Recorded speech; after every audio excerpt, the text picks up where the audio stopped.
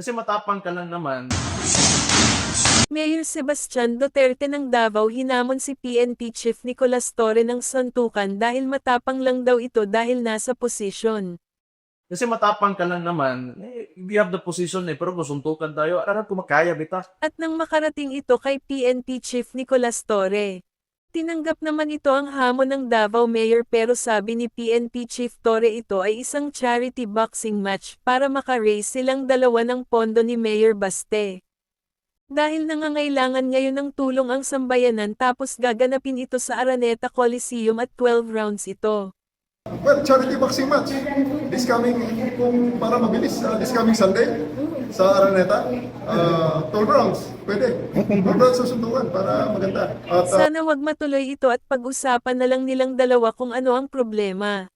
Alam naman natin lahat kung ano ang punot dulo ng lahat na ito. Ito yung pagdakip kay Pangulong Rodrigo Duterte at dinala siya sa ICC at si PNP Chief Nicolas Torre ang nanguna para sa pagdakip kay dating Pangulo na para sa mga Duterte supporters ay illegal ito.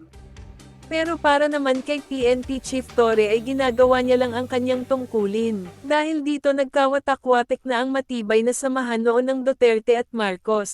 At ngayon nag-iinsayo na si Davao Mayor Sebastian Baste Duterte para sa laban nila ni PNP Chief Torre sa linggo sa Araneta Coliseum na kung saan 12 rounds ito. Kaya sabi ng mga mamamayan na sana wag ito matuloy dahil pareho silang mga public servant at nakakahiya sa buong mundo. Sa halip ay tumulong na lang sila sa mga problema ngayon ng bansa at wag nang magdagdag pa. At sana raw pumagitna dito si President Marcos para matigil ang kalokohang ito.